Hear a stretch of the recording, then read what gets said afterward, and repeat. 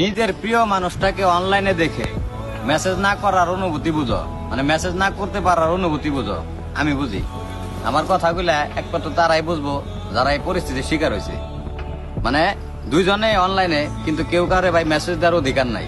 মানে প্রোফাইলে ঢুকে বা ইনবক্সে ঢুকে ঠিকই ঘুরে আসা যায় বা উপরের মেসেজ গুলা পড়া যায়, কিন্তু তারা মেসেজ দেওয়ার কোনো অধিকার নাই। এইটা যে কষ্টটা ভাই একমাত্র তারাই বুঝবো যারা এই পরিস্থিতির শিকার হয়েছে। আমি ভাই আমার নিজের অভিজ্ঞতা থেকে এই জিনিসটা শিখছি ভাই, দেখছি কতটা কষ্ট লাগে। মানে দুইজনে অনলাইন আছি কিন্তু কোনো অধিকার নাই, মানে অধিকারটা সে হারাই ফেলাইছে। সে এক সময় আমারও খুব ভালোবাসতো, কিন্তু আজও ভাই আমি বিশ্বাস করেন, মানে আমি তার ইনবক্সে ঠিকই ঢুকে তার প্রোফাইলটাও চেক করে তার ফ্রেন্ড লিস্টে কারা কারা আছে তাও দিই, তার ছবিতে কারা কারা কমেন্ট করে লাইক করে আমি তাও দিই, কিন্তু তার মেসেজ করার মানে অধিকারটা আমার নাই।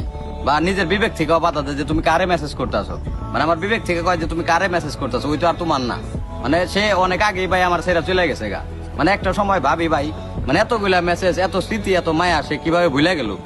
মানে একটা মানুষের ভাই, একটা মানুষের বলতে তো ভাই কিছুদিন টাইম লাগে, আর একটা মানুষ যখন একটা মানুষের জীবনে আসে, মানে তার যে মায়াগুলা, তার যে মানে মানুষটারে ভুলে যাওয়া সম্ভব তখনই যখন নাকি তার মৃত্যু হয়। মানে জীবিত অবস্থায় একটা মানুষটা কেমনে ছাইরা যায়, ভালো একটা অপশন পাই, এটা ভাই আমার মাথায় ধরে না। আমরা পারি না ভাই, কিন্তু ওরা ঠিকই পারে ভাই।